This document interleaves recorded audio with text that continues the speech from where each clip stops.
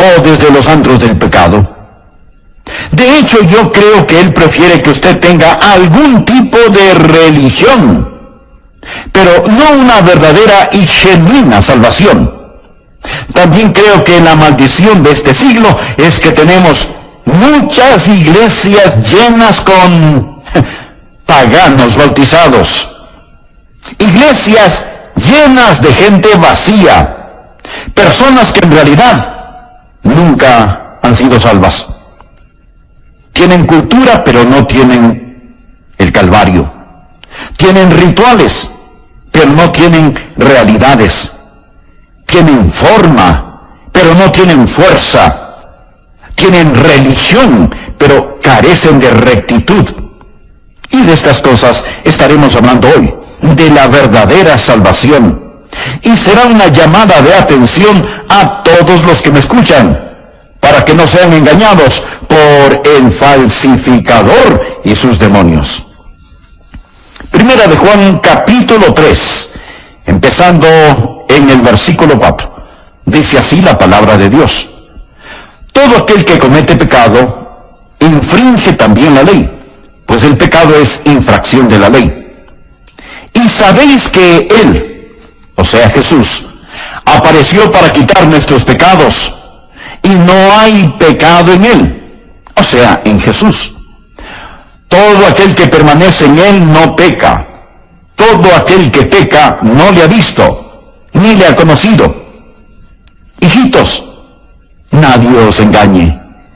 Subraye eso, por favor. Nadie os engañe.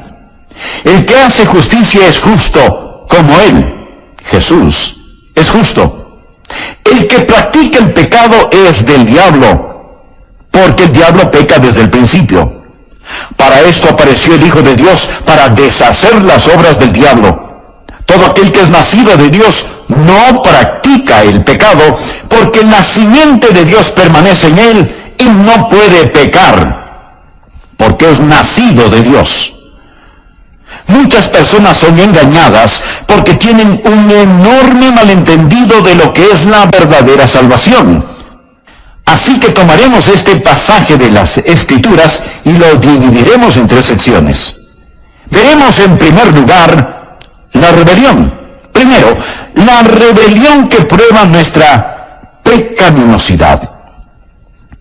Usted sabe que algunas veces vamos a las iglesias, nos sentamos, estamos bien vestidos y con una gran sonrisa en nuestro rostro. Pero Dios está mirando adentro en nuestro corazón, y ahí Dios lo que ve es rebelión. Primera de Juan 3:4. Todo aquel que comete pecado infringe también la ley. Hay muchas definiciones de pecado en la Biblia. Aquí tal vez es la más clara y mejor. Todo aquel que comete pecado infringe también la ley. Pecado es romper las leyes de Dios. En Romanos 14:23 leemos: todo lo que no proviene de fe es pecado. Esta es una buena definición de pecado. Santiago 4:17 dice: y al que sabe hacer lo bueno y no lo hace, le es pecado. Luego en Primera de Juan 5:17 se nos aclara que toda injusticia es pecado. Todas estas son definiciones de pecado, pero la más clara y concisa dice que pecado es la transgresión de la ley. En palabras más simples, bien podríamos decir, pecado es desobediencia. Verá, Dios lo hizo todo, Dios creó todo el universo, y Dios puso en ese universo leyes físicas y morales, y todo el universo trabaja de acuerdo a las leyes fijas de Dios. ¿Por qué las leyes de Dios? Porque Él quiere mantener todo en orden. Usamos mucho la frase ley y orden, porque sin ley no hay orden, y sin ley, en vez de tener un cosmos, lo que habría es un caos. Dios hizo todas las cosas, las estrellas y planetas para que se muevan en sus órbitas, las mareas en los océanos. Dios hizo su cuerpo de acuerdo a ciertos principios.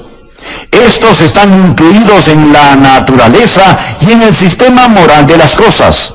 Hay leyes materiales y morales. A veces se habla de las leyes de la naturaleza. No hay tales leyes de la naturaleza. Lo que sí hay son las leyes de Dios que la naturaleza obedece. Espero que entienda esto. Usted sabe que hoy tenemos una generación de personas que hablan acerca de la madre tierra, pero en realidad de lo que necesitamos hablar es acerca del Padre Dios.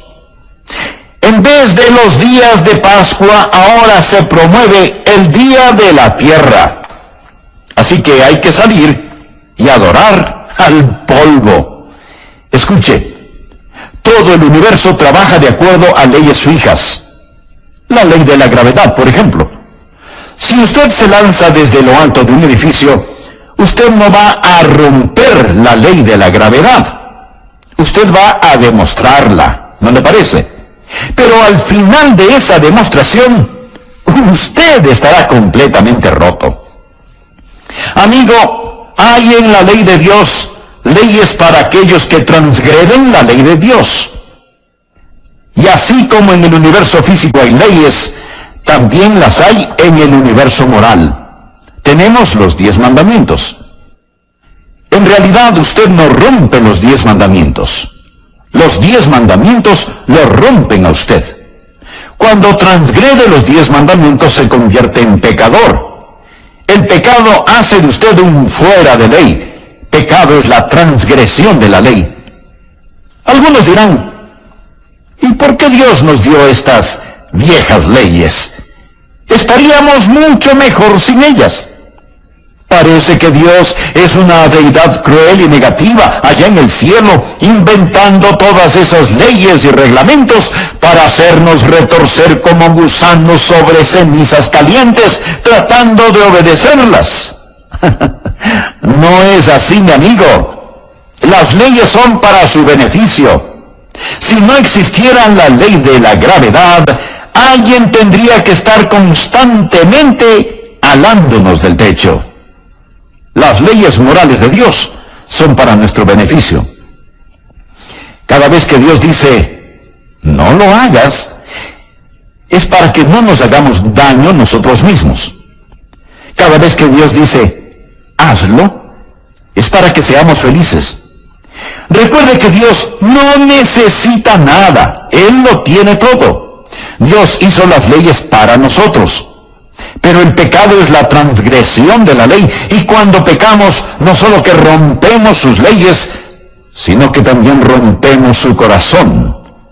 Porque Dios nos ama. Ahora, en cada uno de nosotros hay un espíritu ilícito, ilegal. Algunas veces podemos esconderlo. Hay algunas personas que exteriormente son completamente rebeldes y que en forma abierta y desafiante cometen crímenes, violaciones, violencias. Las consideramos como personas fuera de la ley. Pero todos estamos fuera de la ley, porque la Biblia dice que el pecado es la transgresión de la ley y que todos hemos pecado. Por lo tanto, todos somos transgresores de la ley de Dios. No hay ni una sola persona en todo el mundo que pueda decir, yo nunca he quebrado los 10 mandamientos. Algunas veces somos muy presumidos y sofisticados en nuestra manera de vivir y pensamos que nuestros pecados no son tan pecados. Pero a los ojos de Dios, el pecado es pecado. Pudiera ser que no tengan las mismas repercusiones, pero pecado es pecado. Pecado es la transgresión de la ley. Y no me cuente acerca de las leyes que usted no ha roto. Vamos a hablar de las leyes que sí ha roto. Como sociedad, hemos tratado de hacer casi todo acerca de la desobediencia y la rebelión que existe en el mundo. Lo hemos tratado con la educación. ¿Piensa que podemos cambiar el corazón del hombre por medio de la educación? Recuerde, la Alemania nazi fue una nación muy educada. Alguien dijo que si usted toma a un hombre ignorante que está robando una sandía de un carro y lo educa, más tarde él se robará la sandía y también el carro. Se convertirá en un diablo astuto. La educación no es la respuesta. Hemos tratado la psicología pensando que tal vez si entrenamos o psicoanalizamos a las personas sería la solución. Pero aún estamos inundados de desobediencia y de rebelión. Hemos tratado con la legislatura, con la fuerza policial, con las prisiones. Y las prisiones se han vuelto una ciénaga de descontento y odio, donde crece más y más el virus del crimen. Y cuando los presos salen de la prisión, retornan a sus actividades criminales, porque el problema está en el corazón del hombre. Y aunque usted pueda someter a un hombre exteriormente, él seguirá siendo un rebelde en su corazón. Una madre tenía un hijo que no le obedecía. Así que para disciplinarlo, le dijo que se metiera en el armario o closet por un rato. Llorando y protestando, él se metió en el armario del cuarto de su mamá. Después de varios minutos, todo estuvo en silencio y la mamá se preocupó. Así que fue hasta su cuarto, se acercó al armario y preguntó: Juanito, ¿qué estás haciendo? Y Juanito le contestó: estoy escupiendo en tus zapatos, en tu ropa, en tus sombreros, y seguiré escupiendo en todo lo que es tuyo. Desobediencia, rebeldía en el corazón. Tal parece que lo que necesitamos hacer es quitar a la policía de las calles y ponerla en el corazón. Espero que usted vea que la rebelión prueba nuestra pecaminosidad. Todo aquel que comete pecado infringe también la ley. El pecado es infracción de la ley. Algunos de ustedes seguramente estarán pensando que sus pecados no son tan grandes. O tal vez piense que usted no peca demasiado. Permítame hacer unas pocas preguntas. ¿Cuántos de ustedes alguna vez se han apoderado de algo que no les pertenecía?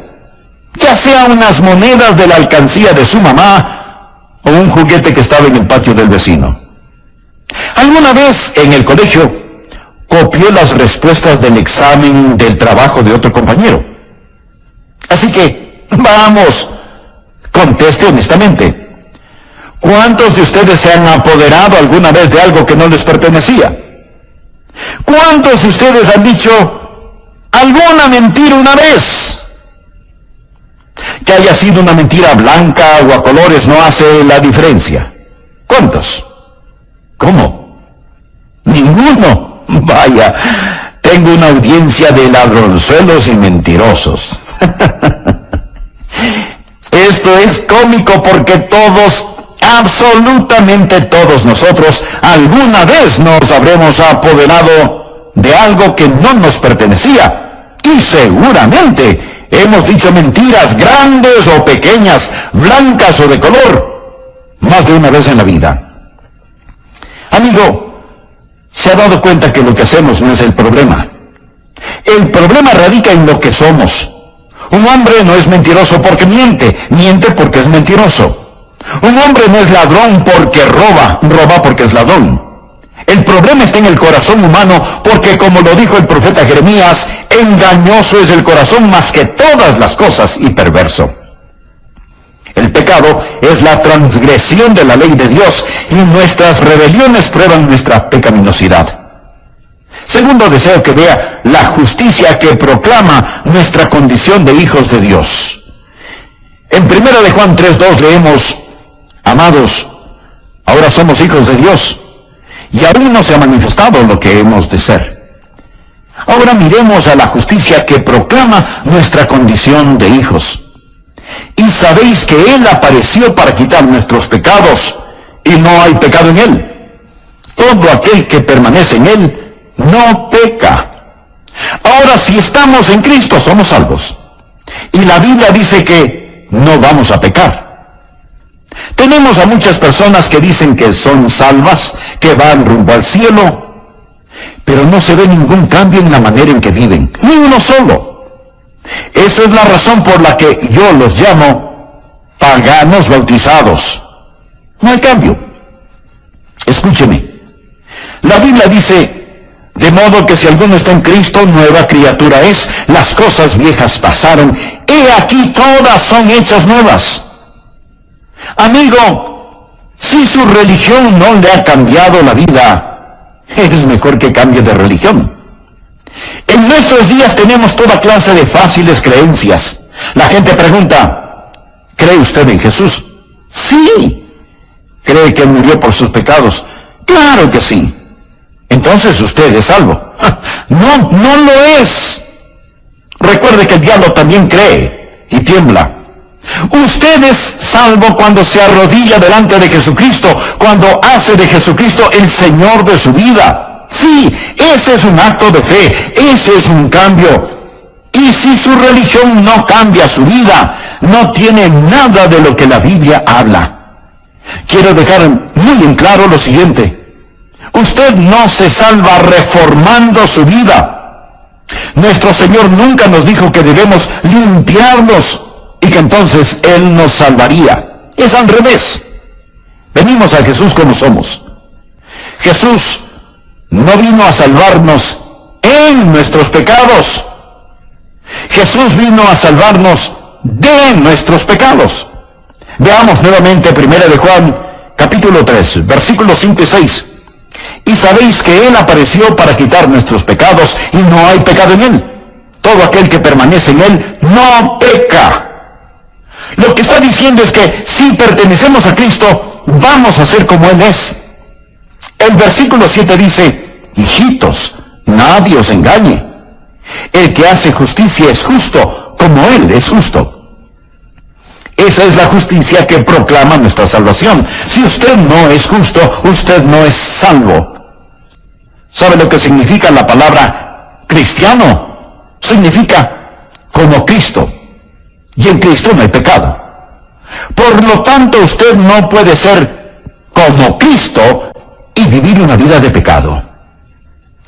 Analicemos un poco más el versículo 6 que dice, todo aquel que permanece en Él no peca. Note la palabra permanece.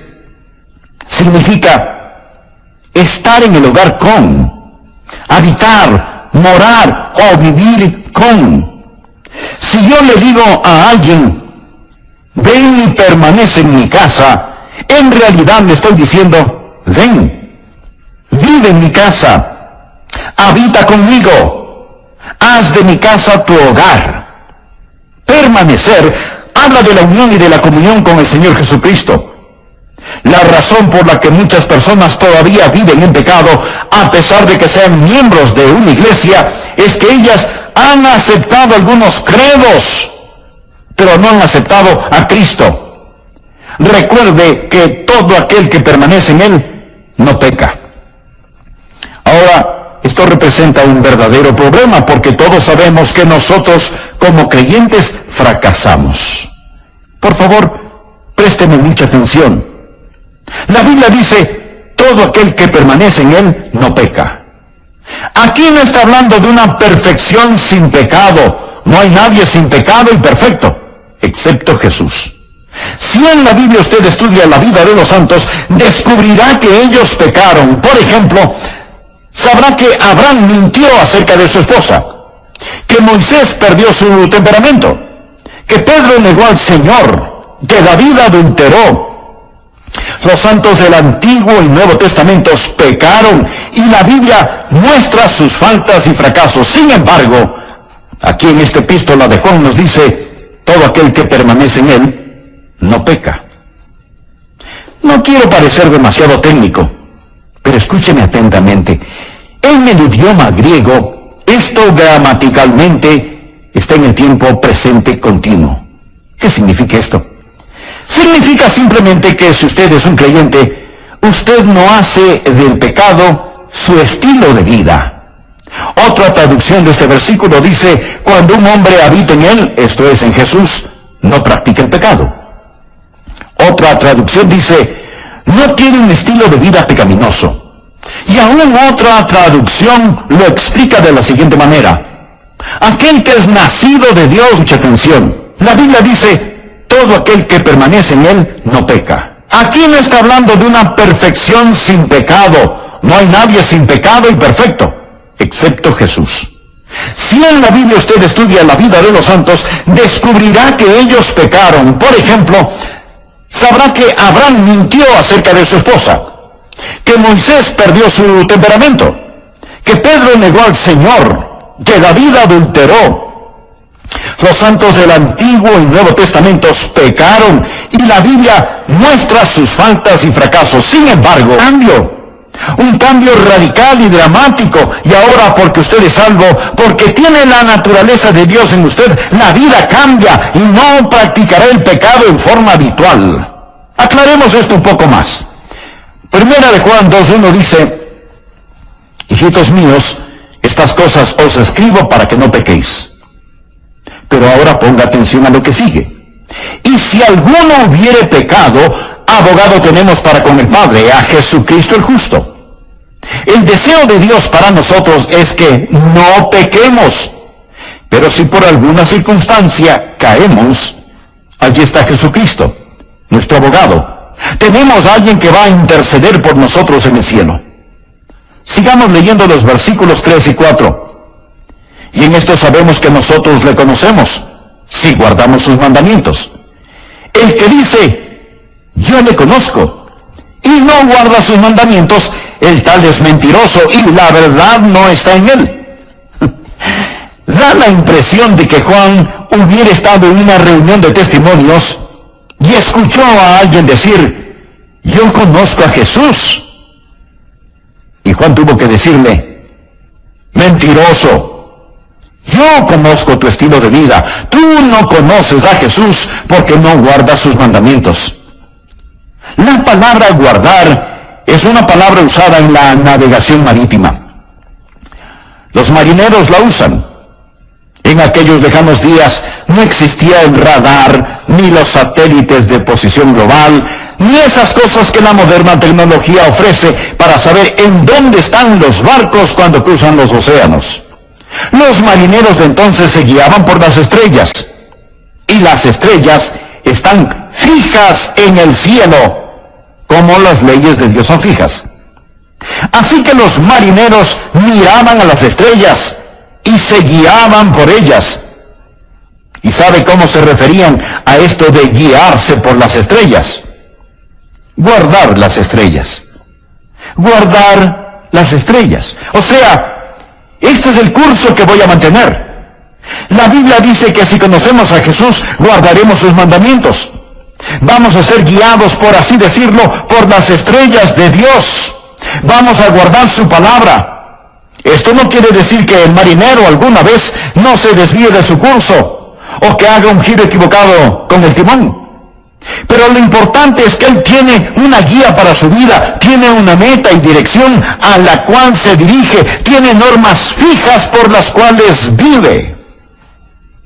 ¿Y qué de usted?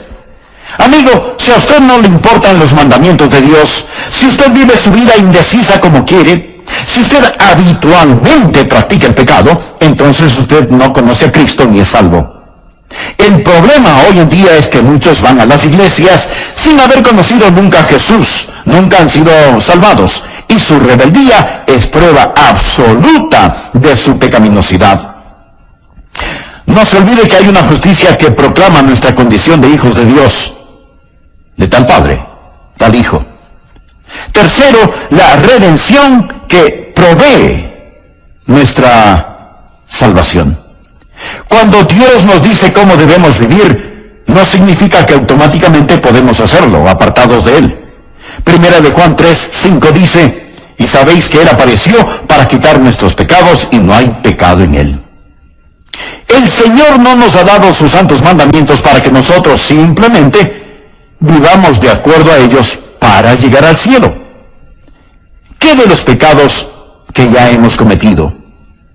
Jesús se manifestó para quitar nuestros pecados.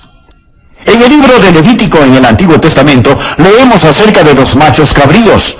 el sumo sacerdote tomaría 2 machos cabríos que nos representan y pondría su mano sobre la cabeza de uno de ellos, confesando los pecados del pueblo, o sea, poniendo los pecados del pueblo sobre la cabeza del macho cabrío. Luego matarían a ese animal. Ahora note la analogía. Ese macho cabrío representaba al Señor Jesucristo. Nuestros pecados fueron puestos sobre él y él murió en la cruz por nuestros pecados. Después tomaban al otro macho cabrío y lo llevaban al desierto. Allí lo soltaban para que no regrese nunca más. Y esto representa a Jesús, llevando nuestros pecados hasta la tumba del olvido de Dios para no ser traídos nunca más contra nosotros. ¿Cuál es la redención que provee nuestra salvación? Primero, somos redimidos de la pena del pecado. Jesús fue manifestado para quitar nuestros pecados. Cuando Juan el Bautista lo vio, dijo: «He aquí el Cordero de Dios que quita el pecado del mundo». Pero no solo nos ha redimido de la pena de nuestro pecado, sino que nos ha redimido del poder de Satanás. El mismo apóstol Juan nos dice: «Hijitos, nadie os engañe, el que hace justicia es justo, como él es justo.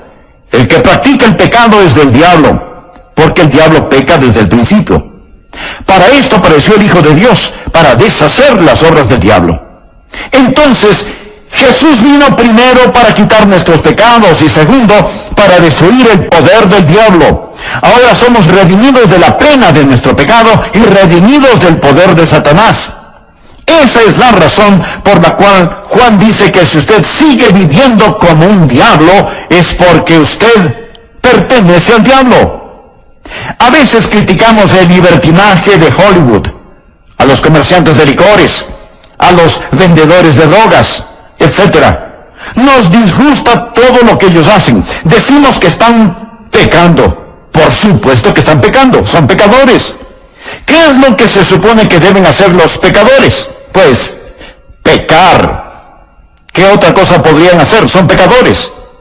El que comete pecado es del diablo. Y ese es el problema en muchas iglesias. No enseñamos a la gente cómo ser salvos, simplemente los llevamos a la iglesia, y la iglesia, en vez de ser un redil, se convierte en un zoológico, y el pastor trata de que no se maten los unos a los otros. La Biblia dice: el que practica el pecado es del diablo, porque el diablo peca desde el principio. Para esto apareció el Hijo de Dios, para deshacer las obras del diablo. La palabra deshacer en el griego no significa aniquilar, significa hacer inefectivo, hacer inútil. Por ejemplo, en la cruz, Jesús arruinó el reino de Satanás, lo hizo inútil, inefectivo. Satanás ya no tiene autoridad ni poder sobre usted. Antes de que usted fuera salvo, era esclavo de Satanás. No era más que un sucio juguete en las manos de Satanás. Alguien podrá decir: «No, yo era libre». Claro, usted creía que era libre. Libre para hacer lo que le diera la gana, pero no era libre para hacer lo que debería haber hecho, porque era esclavo de Satanás. Jesús vino a darle libertad.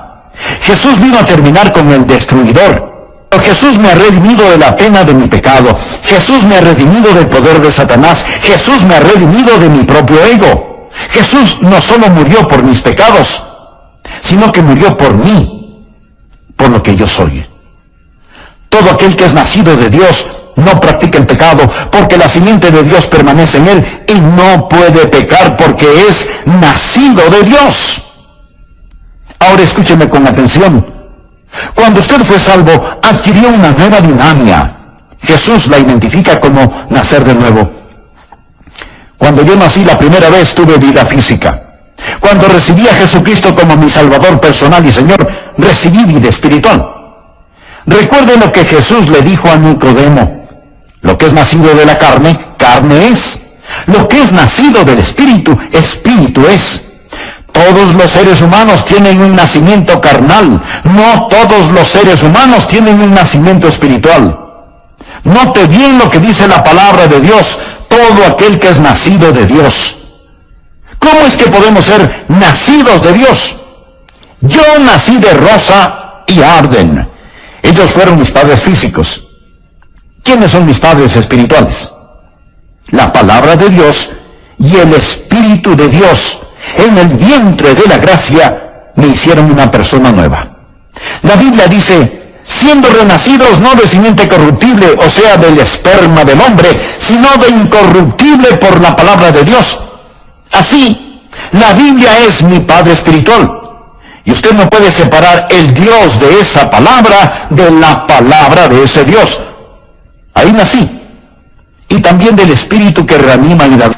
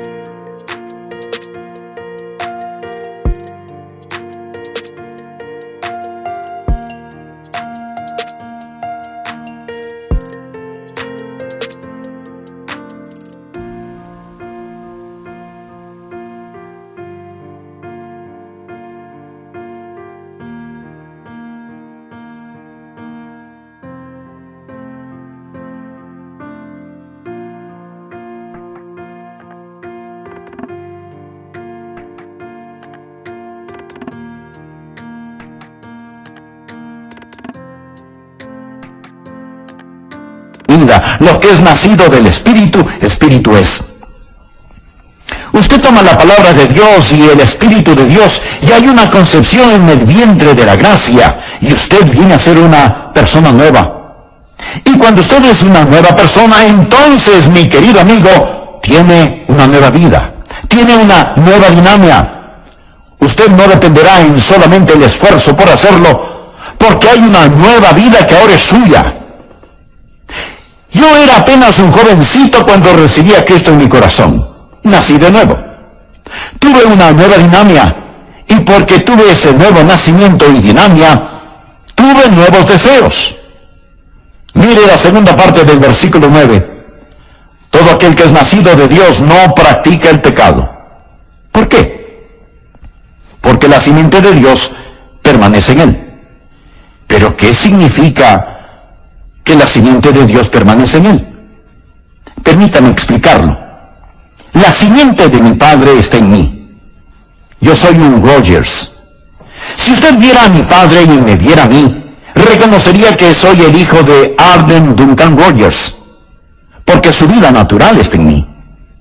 Cuando me salvé, nací de nuevo, no de simiente corruptible, sino de incorruptible, por la palabra de Dios.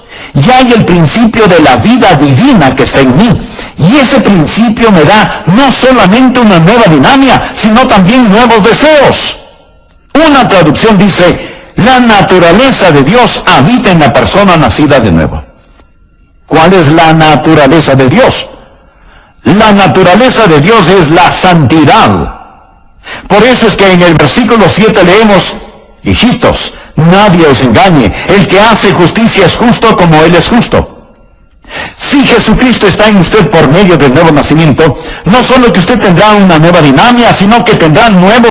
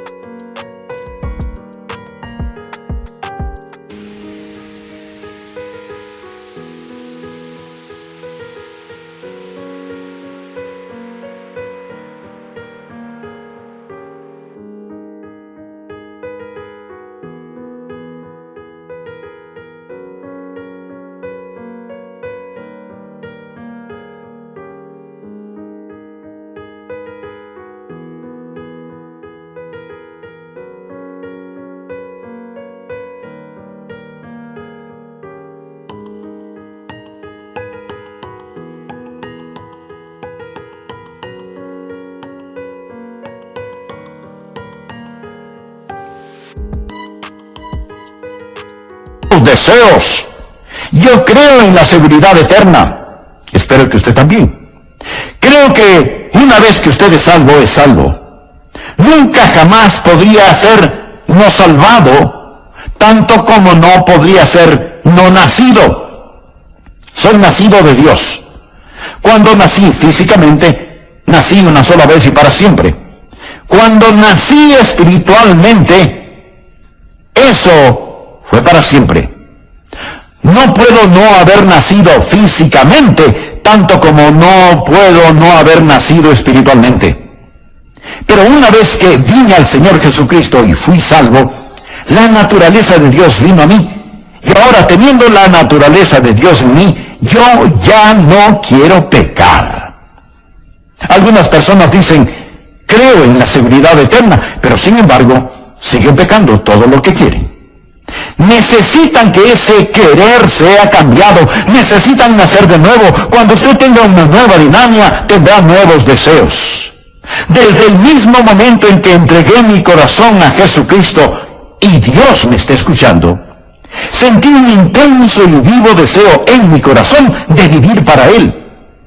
Si usted no tiene esa clase de deseo en su corazón, es mejor que revise su concepto y realidad de salvación. No deje que nadie le engañe.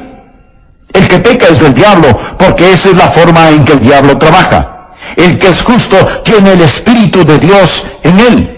Es nacido de Dios, su simiente permanece en él, tiene nuevos deseos. ¿Tiene todo esto sentido para usted? Espero que sí. Llegamos al punto final. Hemos hablado de cómo hemos sido liberados no solo de la pena del pecado y del poder de Satanás, sino también de nuestro propio ego. Tengo una nueva dinámica. La vida de Dios está en mí. Tengo un nuevo deseo. Quiero ser como Él, porque Él está en mí y yo en Él. Permanezco en Él. Y tengo un nuevo poder disuasivo. Y no puede pecar, porque es nacido de Dios. No puede pecar, porque ha nacido de nuevo.